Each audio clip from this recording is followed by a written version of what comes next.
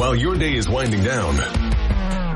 They're just getting started. This is South Coast Tonight with Chris McCarthy and Marcus Farrow. They've got you covered on all the news of the day, from local issues to politics on both sides of the aisle. This is the place where the movers and shakers come to be heard, to listen, and where they're held accountable. This is South Coast Tonight on WBSM.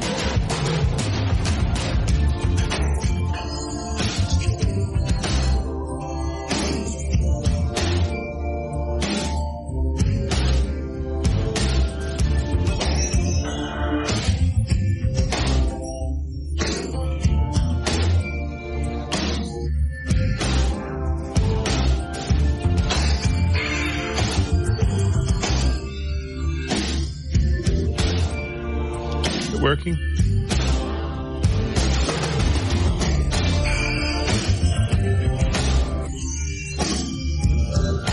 Oh, you know why?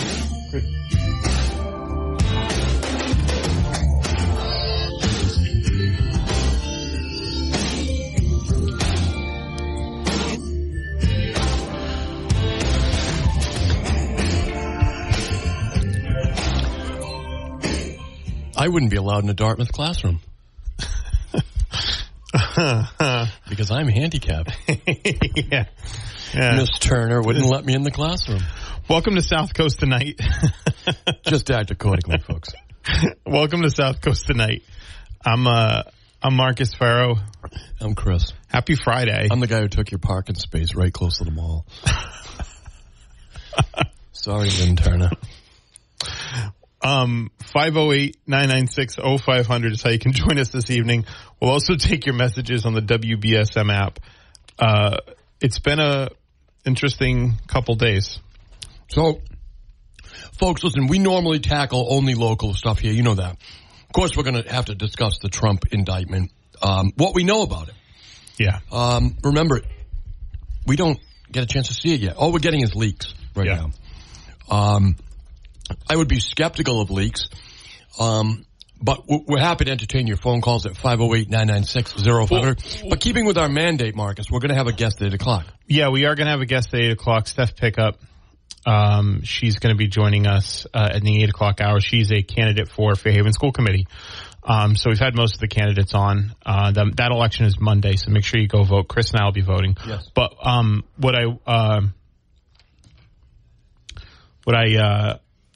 what we need to remind the audience of is that we have a giveaway today. We do have a giveaway. We have a Red Sox ticket giveaway. If you want to go to the Red Sox game at 4 p.m. at Fenway against the Orioles tomorrow, you can message us between now and 9 o'clock. Message us on the WBSM app chat. If you don't have the app, go to the App Store, download it. It takes a few seconds. And it's free. It's totally free. And you message us on the app chat. Your favorite Red Sox memory. It could be you going to the game, you watching the game, you meeting a player, you getting your first Red Sox cap. Message us your favorite Red Sox memory. And after 9 o'clock, after the 9 o'clock news, we will announce the winner. So anytime between 7 p.m. and 9 p.m. tonight, message us your favorite Red Sox memory. And Chris and I will, whatever you send us, be prepared for it to be read aloud on the air, by the way. And Chris and I will pick the winner at 9 o'clock, after the 9 o'clock news tonight. So, a couple of things. You need to have an email. Mm-hmm. If you have the app, that's probably not an issue for you, but you need to have an email because these are electronic tickets. Mm-hmm. I want to point out that these are coming from Scott Lang, former mayor of New Bedford, Scott Lang. And his law firm. At Lang, Ferris & Boulder, a proud sponsor of South Coast Tonight and our great programming here at WBSM. And he's our original guest, and he's a real Red Sox fan, real baseball fan, real sports fan. Yeah. So we want to thank Scott Lang. He's the one who's his office is going to send you the tickets by email. So you have to have an email, and they're going to be electronically transferred to you. It's 4 seats, Marcus. 4 seats. 4 seats. To Fenway Park. It's a really great opportunity. It really is, and you can get it for free, and you can get it emailed to you. Yeah, you don't have to come here and pick up the tickets. You don't have to come to the station or whatever. You can actually just get the tickets delivered to you. It's actually the only way you're going to get the tickets. Well, it's the only way because they're digital. Right. So they're going to get delivered to you tonight if you have an email. So, again, from now until 9 p.m. tonight, You can message us your favorite Red Sox memory. And if you have a friend who really likes the Red Sox, maybe you don't like the Red Sox. Maybe you're not a baseball fan. But if you have a friend, shoot him a text. Say, hey, guys, listen to South Coast tonight. Download the app. Send your favorite Red Sox memory in. Marcus and Chris are going to read your messages on the air, and they're going to give away 4 tickets to the Red Sox. So, free tomorrow's game. It's going to be a hell of a game. I think the weather's going to be nice. Really, everything's going to work out for you. Yeah, it's going to be great. It's going to be a great time, and you can get there, and you can get there for free by listening to South Coast Tonight and messaging us between now and 9. We will remind you periodically of the rules. And we want to thank Scott Lang again. Scott Lang of Lang X Affairs and Burlid, our law firm and yours. Right. So, anyway. Marcus, what do you think? Speaking of law firms, Alvin Bragg, district attorney. I know you were with Barry earlier today. Yeah, I was. I knocked it out of the park. You did knock it out of the park. I thought, wait, save some of that for us, Marcus. What are you doing? Save it for us. So I can hear you on Barry. They don't need to come with us. But anyway, right. They're here for the Red Sox. So we have no historic parallel. We don't. The closest we have to a historic parallel would be Nixon, because it looked like it was going that way, and then Gerald Ford pardoned him. A point of criticism against Ford, might have been in part what cost him his reelection. But now, because this is a state charge, Joe Biden couldn't even pardon him. Yeah, right. And take the spotlight away. He couldn't even he couldn't even pardon him because presidents can only pardon federal charges. And governors actually can pardon state charges. We do not believe Kathy Hochul will be pardoning Trump. But boy, wouldn't that be funny if she did and took the spotlight right away from him. Yeah. It's over. Mm-hmm. Right? I mean, that would be a really interesting, because listen, folks, I get it. Donald Trump, I'll wait to see the indictment, okay? I think that's very important. But from everything that's been leaked so far, and Marcus, as a former defense attorney, you certainly can speak to this. The days leading up to and right after the indictment are the prosecutor's strongest days. Yeah. Explain that to the voters, to the listeners. Well, I mean, I think in a lot of senses, first of all, I mean, the indictment process is very one-sided and it's secretive. By the way, we see your calls on the line. We're going to get to them at 508-996-0500, so stay on the line. The indictment process is very secretive and one-sided. There is 16 to 23 people in a room that are going to decide whether or not a person is charged with a crime or a series of crimes by deciding, basically more likely than not if a crime had happened, more likely than not. And there seldom is another attorney in the room other than the district attorneys. In this case, in New York, that was definitely the case with, there might be witnesses that, a witness that's testifying that has an attorney, but for the most part, it's just the prosecutor and the grand jury presenting the evidence. So they have full control over the situation. So, they're also, after the indictment comes down, you have this time from, now there's the news that the indictment's going to be coming. It's going to be, maybe coming on Tuesday, this coming Tuesday. We're talking about what he may or may not have done, and he's going to stand before a judge and be read, the charges that he is facing, and he's going to be formally charged. He's going to ask to submit a plea. He will be submitting a plea of not guilty, I imagine, at the outset. But Donald Trump at this juncture, and I don't feel bad for Donald Trump. I want to be clear about that. I do not feel bad for Donald Trump. Donald Trump's a bad guy. Donald Trump's going to be appearing, I think, in the same courtroom that the Central Park Five appeared in. And Donald Trump was integral in the wrongful conviction of the Central Park Five. Remember, he took out a full front page ad in the New York Times that said, bring back the death penalty for 5 young black men that ended up getting convicted of a crime they definitely didn't commit, and they were exonerated after some years in prison. So Donald Trump's a bad guy. It could be just desserts. But if we're talking more broadly about whether or not this case has any sort of merit or solid ground, right now we're in the period where we haven't heard the defense yet. We haven't heard the other side of this argument. We have only heard the indictments so far. And we haven't even heard the indictments. We just heard that there have been indictments, and we just have an idea of what the indictments are about. So right now, yeah, of course, in this case, in any type of case, the prosecution is in full control of this situation. So 508-996-0500 is how you can get in the program. We'll also take your messages on the WBSM app. Let's go to the phones. You want to go to the phones, Chris? Word. All right. Good evening. You're live. Good evening, gentlemen. How you doing? Just all of a sudden my phone decided it was going to go off on me. Anyway, we were calling you. Yeah, I know. I want to talk about something very important locally that's happening in the town of Fairhaven. Yesterday, Fairhaven had released some public records regarding a sexual assault complaint against Wayne Haywood. Yes. Who is on the Fairhaven Planning Board. We have a story at WBSM.com. Right. He's also running for his position on Monday, which we're hoping that people do not vote him back in because he was found guilty of the sexual assault remark.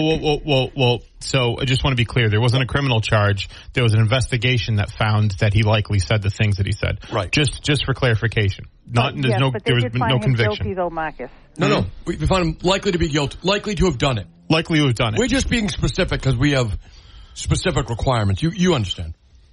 Okay, but the public records is there. Yes. And he had to go for sexual harassment training. Yes.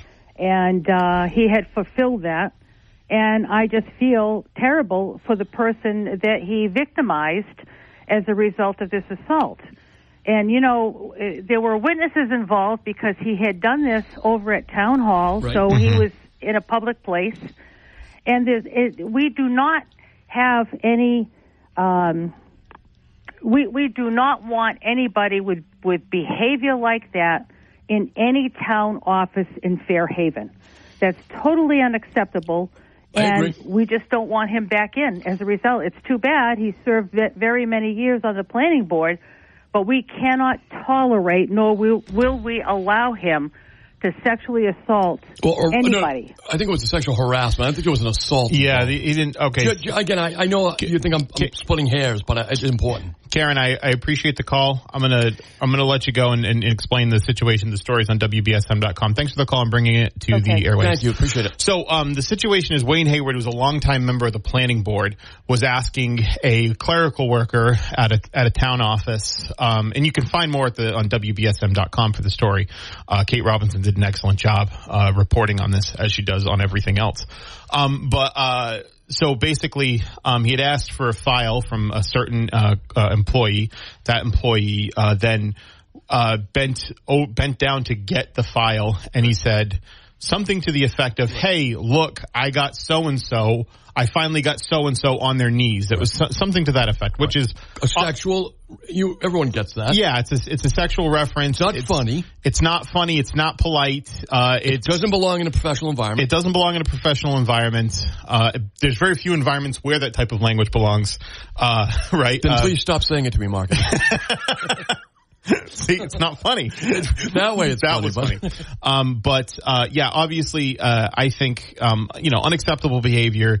It could cost the taxpayers some money. It could cost the taxpayers some money. Yeah, it could cost the taxpayers some money because it already has, I guess. If he had to go to mandated training, and there had to be an bring a investigation. law firm to investigate it. They don't come cheap. It could cost more money if there's any sort of litigation involved, right? So people at Fairhaven, I guess, on Monday can decide whether or not that's the type of behavior that they would accept from an office holder. Look, he said he would resign if he'd actually done it. A law firm had said he did it. Right. So, you can take that for what it is. Look, Marcus, my feeling on things is that people should never be known by the worst moment in their life. However, you have to offset really terrible things, which that's a really terrible thing. It's not a casual. It's not a joke. Yeah. It's really a bad thing to say. And for that particular worker, it was definitely, humiliating moment. Of course. Right? And so. It's not funny. And so you have to offset his experience and his volunteerism with that, right? I mean, you have to make a decision. And then when you're voting in the planning board, act accordingly. Yeah. There's 3 candidates for 2 spots, so you do have options. 508-996-0500. It's nice to have options. Good evening. It is. Yes, Marcus, Chris, this is Don up in Stoughton. Hey, Don. Hey, guys. You were talking about the situation with President Trump. Correct. And how the governor could possibly pardon him. Yes. Well, let me throw a fly in the ointment here. If Biden pardoned him for the, quote, federal crime of electioneering, whatever the case may be, right, that would also take away the case, too. Because of the statute of limitations piece.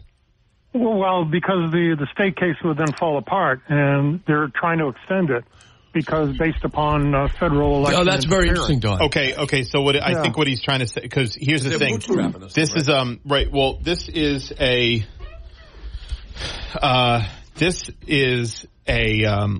We got a few Red Sox memories already too. We're going to share those. So, this is a misdemeanor. The crime, what we think, correct. We don't know. Right. Again, we think based on what they've leaked. Yeah, we're guessing that this is a misdemeanor, the falsification of the business records, right? But it becomes a felony if it's in service to covering up another crime. In this case, it would be the violation of the campaign finance law, which correct. You said could be a federal crime. Now, here's the thing. Even if it's, does it require I don't think it requires does it require a conviction? I don't know. I have to do a deeper dive. That's how crazy it is that we can't even. I have to do a deeper dive into the jury instruction. Yeah. But again, I would do that, but we don't know the charges yet. Right. Yeah, no, you can take and pardon somebody even though they're not convicted, as was the case with Nixon. Oh, no, I know that. He was pardoned with the accusation, so this could be the same with Trump, too. Oh, I know that. I just don't know if it's the pardon in and of itself would be, if it would fall, the case would fall apart because there would still be the act that was there. I'm not sure. Yeah, well, to the best of my knowledge from what they're explaining is that they need the federal case to extend the statute of limitation. Which shows you just how crazy this thing really is. It would terminate the prosecution. But just having some fun with it. That's all. Don, I appreciate that. We're all about fun, particularly on Friday nights here. So the thing is that gives you an idea. It's under the old KGB standard. Show me the man, I'll find the crime. I mean, that's what's happened here. Yep. Yeah. Beria, the head of the KGB under Stalin, one of Stalin's top henchmen. Show me the man, I'll find the crime. That's what we have here. That's the standard. And that was never the American standard. It's scary as hell, guys. It really is. It just makes no sense. All right, thanks for the call, Don. Right. Thanks, Don. Have a good one. I will say about this, maybe I think the criminal justice system is heavily slanted towards the prosecutor, and I have no sympathy for Donald Trump if he ends up in prison, frankly. But if maybe we can get from this, if maybe conservatives but that's because you don't like him politically. Yeah, I think so. You would like to see political opponents jailed. I think he's a bad person. Right. I think he's done because crimes. You don't like his politics. Yeah. I mean, he's really being prosecuted because he tried to stop illegal immigration. He's really being prosecuted because he's tried to stop the growth of China. He's really being prosecuted because he didn't send our troops into foreign wars. That's really why he's being prosecuted. 508-996-0500. Good evening. Hey, guys. How you doing today? Hey, Tom. I think the speculation is one that we could look back to the Mueller report. There were 5 cases that were redacted that Mueller referred to the proper jurisdiction under the Department of Justice system. And they passed. Where the current situation, everything's going around Stormy Daniels. I think that there's additional stuff from the Mueller report that was presented to the district attorney, and there's been leaks that there's 34 counts. I can't imagine 34 counts in the Stormy Daniels. So I think there's other stuff that they investigated and will be presenting when it gets opened on Tuesday. People have to remember you can't have political amnesia regarding that whole scenario with the Mueller report. Of course you can. What was he charged with, Tom? Well, what will you tell me? That was all a fake thing. No. Yes, no. It was. Yes, When Mueller was charged with the responsibility to find the Russian stuff, which did not materialize. Right, didn't exist. The Attorney General Barr redacted 5 other cases that Mueller found while he was investigating that he didn't have the authority to investigate. So he referred them to the proper authorities in the Department of Justice. In one case, the District Attorney of New York in this Stormy Daniels thing. But there were 4 other cases that he noticed there were crimes being committed, but it wasn't his charge to go investigate them. So he referred them to the proper authorities. And we don't know what they are yet. Talking about the Paul Manafort redacted. Case and all that, and the Roger Stone cases? Well, it could have been the hustling of money from his casinos, $5 million a year that he was taking off the top. But the statute of limitations is over for all that stuff. We have a statute of limitations. You don't believe it? We have a statute of limitations in this country. The statute of limitations is over on those crimes when they're initiated. When they're initiated. Tom, tell me what the crime is. I'll tell you what the statute of limitations is. Income tax evasion. The statute of limitations on income tax evasion, first of all, which is a federal charge, not a district attorney charge. But second of all, it's 7 years on taxes. Well, if it's an ongoing conspiracy. But you can get hit with tax evasion at the state level too. Pretty sure. But you can. It's stuff like that. But the casinos were in New Jersey. Yeah, and they the weren't money even in New York to help pay for his bills at Trump Tower. I mean, there's. Well, we're only speculating. So I mean, the problem with speculating on stuff you haven't read is that it's really easy to punch a hole in. I've read a number of things regarding Mr. Trump. But and the statute I remember of Attorney General Barr being his personal attorney. No, he was the Attorney General confirmed by the Senate. A complete blow-away of what it's supposed to be. He was the Attorney General confirmed by the United States Senate. What Attorney General Barr said about it all, too. You know, so I don't think that the Mueller thing is done yet. And I think we're going to see some of that. I know you don't want it to be done because you don't like Donald Trump. I don't want. I'm telling you. But at the end of the day, Donald Trump's still a millionaire living at Mar-a-Lago. Mr. Trump performed, and you guys are giving him a pass. We're not giving him a pass. He's being arrested. What are you talking about, a pass? Lunatic. He's being arrested. You're verbally giving him a pass is what you're doing. And I'm saying we all are under the law, and that's what our democracy hinges on. We're in a republic, not a democracy, and we have a statute of limitations to protect Americans from government overreach. Statute of limitations are extraordinarily important. You know, you're shading it as government overreach. It's not government overreach. Tom, first of all, it's an investigation that took place, and he's going to face the consequences if he broke the law. First of all, a government. Tom, thanks for the call. Government overreach is show me the man, I'll find the crime. That is government overreach. Yeah. The reason we have a statute of limitation is to prevent government overreach. Whether this turns out to be the case, we're going to find out on Tuesday. We don't know the charges yet. All we know is what the DA's office has leaked, which is generally their best performance. They don't leak the weakest charges. Right. Unless they are. Yeah, unless they are. Right. That's why I'm very careful to say, I'll wait till Tuesday. But I do know that Donald Trump is the most investigated man of all time. I do know what statute of limitations are. I do know that crimes, with the exception of murder and a handful of others, the bonded vault case, perjury in the bonded vault case, those statutes do not run out. I happen to know that specifically. The bonded vault case, yeah. Perjury in that case. That's why Jerry would never say he did it. Well, if they failed the statute of limitations, then this could get thrown out, right? I would say judge or the federal court or Supreme Court throw this out. But in the meantime, this man's if that's really the issue, thousands of dollars in legal fees. What, Trump? Who cares? Well, see what I mean. But see, I thought you were a civil libertarian. I don't care. I don't think. Here's the thing, Bugs, I have to tell you, that's a bizarre story from you. It is. I'm shocked at that. He's an American citizen being targeted for political reasons, as you said, by the government, and you don't care. Because you don't like his politics. That's outrageous, man. What if someone did that to you? I would stand up for you. I mean, I haven't paid off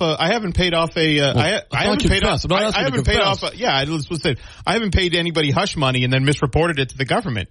The thing is when you don't know that he did that either. Right, but I've never been in a situation. Well, we know his lawyer did, right? He's been convicted. He's a liar, convicted liar. Okay, but he's been convicted of those crimes, right? He pled guilty to them as part of his deal. Sure. The government, as I understand it, insisted that he plead guilty on those. Okay. Do you know why? That's got to make sense to you. You're a lawyer. Yeah. Why did they do that? Well, first of all, so they could tie Donald Trump to it. Yeah, but that doesn't mean he didn't. That doesn't mean that he didn't do the. But the only way he could get his plea agreement on all the other crimes he committed. Yeah, but that happens all the time. That happens all the time. I've had cases where they say, well, we need a guilty on this, a guilty on that. That happens all the time. I understand, but why did they want a guilty on that one, Marcus?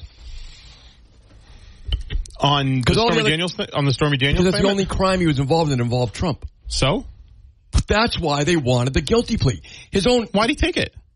Because he needed a deal. You want to go, you can't be serious. Michael, have you read if there wasn't a case, then why'd he take the deal? What do you mean? He had all kinds of other felonies that he had committed. Yeah. That he was pleading guilty to. Yeah, as Trump's lawyer. No, he didn't plead guilty to crimes as Trump's lawyer. He pled guilty to taxi medallion crimes. Yeah, I remember the taxi medallion crimes. That was the felonies. Yeah, I remember the taxi medallion. Right. So as part of the plea agreement, he pled guilty to the Stormy Daniels case as well. The government insisted they throw that charge in there. Yeah. So that, therefore, made him a witness against Trump. I mean, this isn't... do you think a guy that didn't commit any crimes as a lawyer like Michael Cohen? Yeah, I know he did. He pled guilty to them. Yeah, that's what I'm saying. He pled guilty to crimes unrelated to Trump.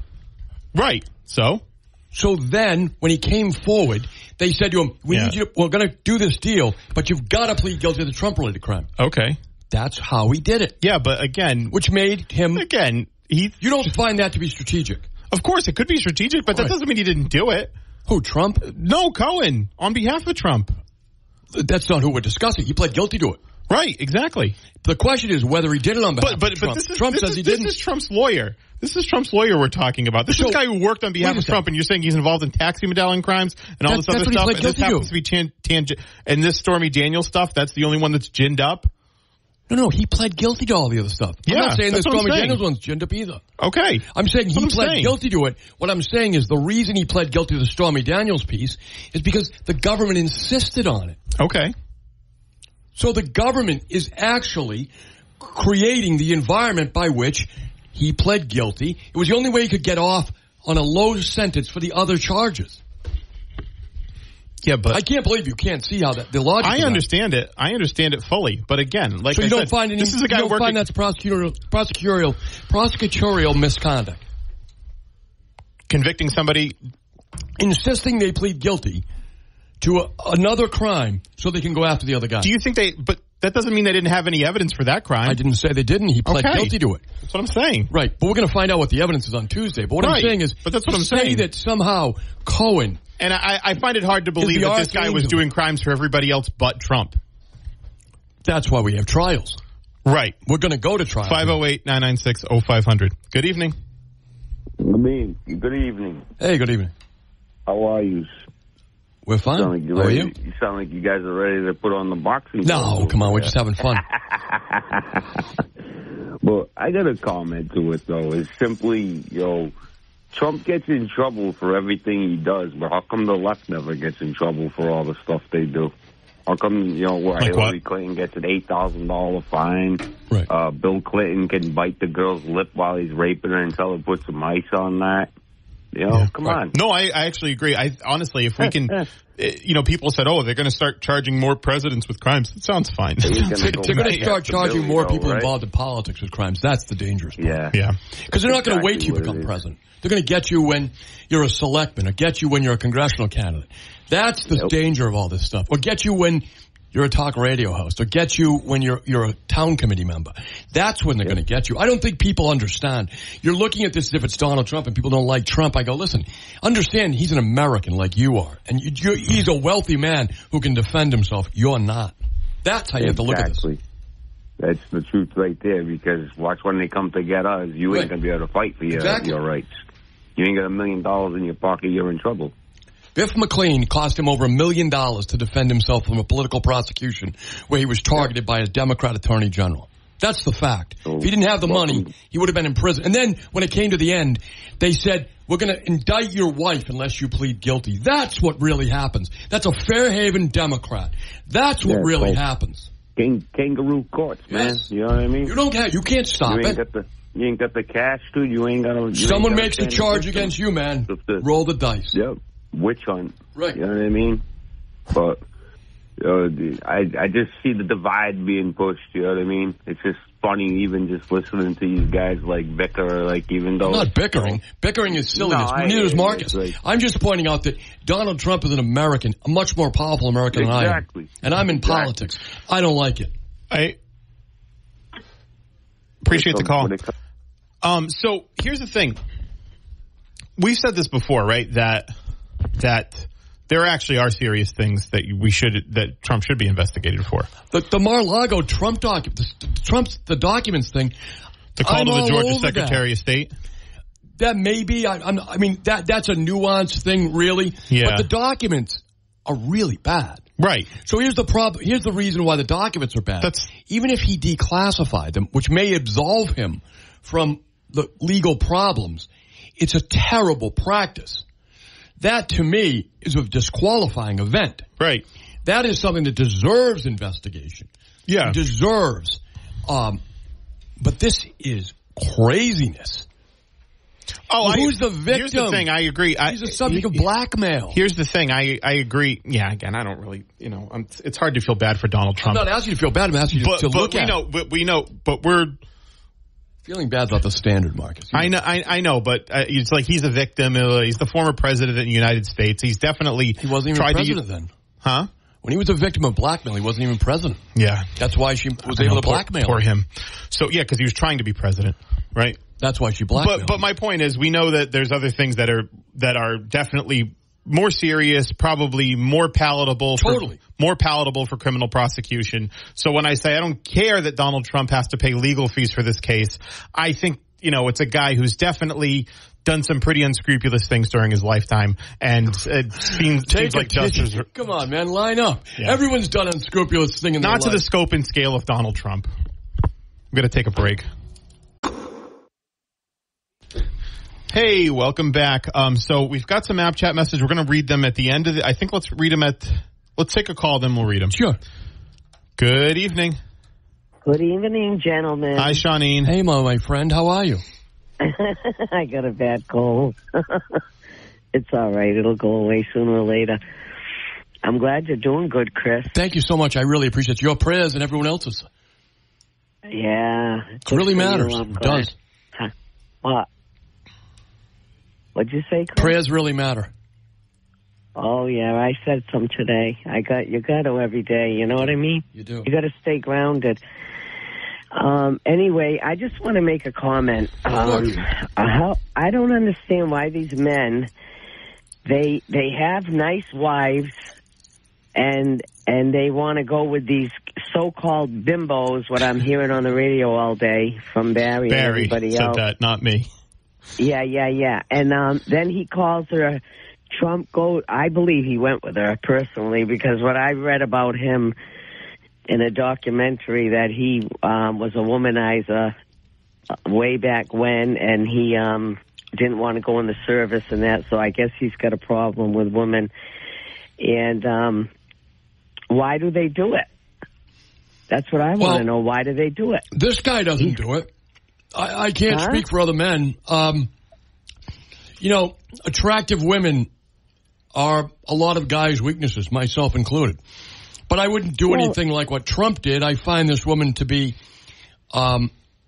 she's attractive. There's no doubt about it. But her occupation is not something that would endear me to her. And I always thought Trump was a germaphobe. So I don't know how he did it, to tell you the truth. Well, you know what? But he calls her horse face. Well, but she did try to shake him down. He called Rosie O'Donnell a pig too, and said Megan Kelly was menstruating when she was interviewing him, when she was questioning him at the debate. So, he's got a track record of that. Well, that's why people don't like him, Chris, because of the way he acts. You know what I mean? It's too bad. But it's a high hurdle to like Donald Trump. Yeah. Do you think he's going to become president? Again, I really don't know. I think he gets the nomination. He already lost. He gets the nomination. Yeah. Well, Biden is very weak. He's a very weak president. If you go to the grocery store, I'd say Trump wins today. But it is a long way away. I would say that by indicting him, they may have sealed the nomination. But let me say, I still think there have been some disqualifying events that would cause me a big pause to vote for Donald Trump. In other words, because he's been victimized by the government does not mean I want to elect him president, if that makes sense. Yeah. I was listening to the talk show last night, and then they were asking how many people would vote for him, and most of them that called up, Hugh Hewitt? Hugh Hewitt. And, I like his show, yeah. They were saying no. Most of them said no. Whatever. Okay. Thanks for the call. Thanks, Shawnee. Thanks for the prayers. Thank you. Bye, sweetheart. I still think Trump wins the nomination. You know what Ron DeSantis kind of strikes me as? I don't know if I told you this comparison or said it on the air. More like an Elizabeth Warren kind of figure. Well, in that he's attractive to the educated class of his party and the political and media class of his party, but not necessarily the base of his party. So, I think DeSantis is doing a good job in the media. Yeah, he's got he's got a Bronze Star, which you can only get if you're getting hazardous pay, combat pay. So I give him credit for that. Okay. I give him credit for being experienced as the governor. But at the end of the day, being a governor and being the president are very, very different. Yeah. I think he's going to have. I think the person who gets the nomination, Marcus, will have to have had Trump White House experience. In other words, a cabinet position up to and including someone who actually was in the Oval Office. All right.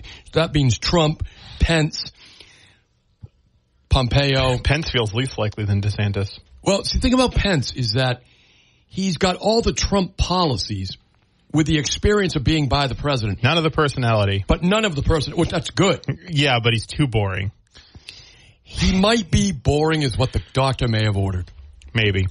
So we got some app chat messages again between. You know it's not boring, Marcus. The Red Sox. The Red Sox aren't boring. And going to Fenway Park isn't boring. It's a lot of fun. I love going to Red Sox games, and you can go to Red Sox game tomorrow, 4 p.m. versus the Baltimore Orioles. We're giving them away thanks to our friends at Lang, Exaferris and Bullard, and former New Bedford Mayor Scott Lang. That's his law firm, and it's our law firm and yours. Right. So give him a call if you need anything. We've got app chat messages, people giving their favorite Red Sox memory. Scully says, Dewey Evans last game. Dewey Evans, a great player for the Red Sox. There you go. I saw him play in Fenway Park. Greg from New Bedford says, bleacher seats, with Whaling City Little League in the 1970s. Yaz, Evans, Remy, Lynn, good times. I used to went to those games. I went to the Red Sox in the 70s with my parents. That's great stuff. This is kind of funny. Marcus Uno in New Bedford, my favorite Red Sox memory is when Kurt Schilling got Rhode Island government to invest in his video game company that failed and got liquidated. Yeah, that was quite a memory. That was quite a memory, yeah. The Rhode Island taxpayers have that memory, too. Good Lord. I am Trash 508 from Fairhaven. My favorite Red Sox memory is going to the games in the Whaling City Youth Baseball League when I was a kid. And then Sandy talking about the Donald Trump. This is non-Red Sox related. Again, you can till 9 o'clock. You've got to send us your app chat messages. Those are all great memories. You are all eligible for the 4 tickets. Again, the winner will be announced after 9 o'clock. They have to include their email too. You have to include your email. Yeah. So that's just because we're going to track you. It's the only way you're going to get the tickets. Yeah. We might track you, but yeah, maybe I'll make a newsletter and you can be on it. Right. The Marcus Farrow newsletter. The Marcus Farrow newsletter. It's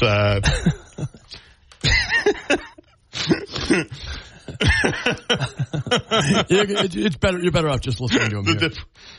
He's here 5 nights a week. Great argument, Chris. Love your show. And Marcus, they win. He who is without sin cast the first stone. Yeah, I think that's a little bit. Thanks, Sandy from New Bedford. Appreciate your message. I know Chris does as well. So give her the tickets. Again, we got Steph Pickup. She's going to be joining us soon. Actually, from the Fairhaven School Committee, we're going to have our. You know what we should have said, Marcus? Give us your favorite Scott Lang as mayor memory. That'll be the. But he wouldn't have allowed us to do it. That will be the next one. That's a great idea. That's going to be the next give one. us more tickets, folks. Yeah, he's going to. So make sure you stay tuned to South Coast Tonight all through the season. The law office of Lang, Exiferis, and Bullard will be doing these ticket giveaways throughout the summer. So you're going to want to tune in. South Coast Tonight. Only here on South Coast Tonight, and maybe only on Fridays. I don't know. Maybe we don't know. Yeah. We'll make up the rules as we go along. There's no constitution here. We make it up as we go along. So 508-996-0500. Thank you for sharing your memories. Again, you have till 9 o'clock. We will announce the winner after 9. If you don't have the WBSM app, you can download it and you can message us. If you have the WBSM app, use the app chat feature. It's great. We have a guest coming up at 8 o'clock. Steph Pickup from candidate for Fairhaven School Committee. Vote on Tuesday, right? Vote on Monday. Dartmouth Tuesday. Dartmouth Tuesday. Steph's actually here. I hear the doorbell. All right, we got to go. 1420 WBSM can now be heard on 99.5 FM. Well.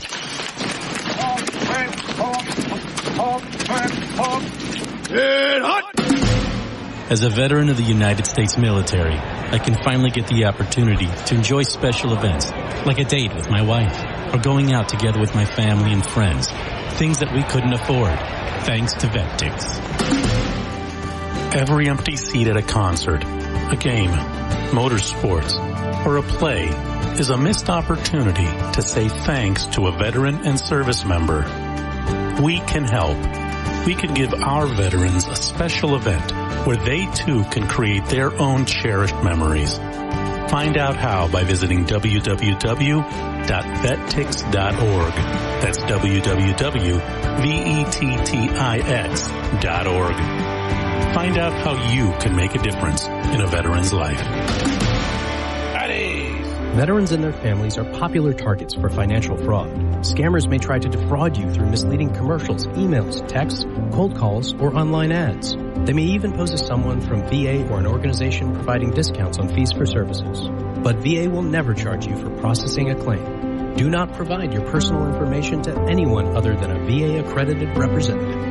To find a representative near you, visit va.gov/find-red. To some people, the sound of a baby babbling doesn't mean much. But that's not necessarily true. By 6 months, they're combining vowels and consonants. By 9 months, they're trying out different kinds of sounds. And by 12 months, their babbling is beginning to take on some meaning. Especially if there's no babbling at all. Little to no babbling by 12 months or later is just one of the possible signs of autism in children. Early screening and intervention can make a lifetime of difference and unlock a world of possibilities. Take the first step at autismspeaks.org. You never know who will call in to South Coast Tonight. But they want to hear from you most of all. Call 508-996-0500 or use the WBSM app to send an app chat text message or leave voicemail. So, hey, we're back. That's what happens when you partner with a communist. You forget about things like Lent. Welcome back to South Coast. I went to Catholic school, actually. And you've been rejecting it ever since. Yeah, it's true. So, we got a few more app chat memories, Chris. But Red Sox memories, by the way, you have till 9 o'clock to message us your favorite Red Sox memory, and we'll announce the winners of the 4 tickets to the game tomorrow at 4. We have William from New Bedford, Ortiz's walk-off homer with the Red Sox in 2003 against Baltimore. Carol from Fairhaven says, I don't have any real Red Sox memories, only a desire for my grandchildren to see them, but I just got to say I love listening to South Coast Tonight, especially on Fridays. We love it. Thank you very much. Thank you very much, Carol. If she had said something nice about me, I would have declared her the winner. But you didn't. Leo from New Bedford says 1999 All-Star game at Fenway Park with Pedro striking out 5 out of 6. That was big. We got to get another All-Star game back in Boston, either the NBA or the MLB or the NHL, maybe. I don't know. So these are great Red Sox memories. Again, we want to thank Lang, Exiferis, and Bullard, our law firm. We got one more hour.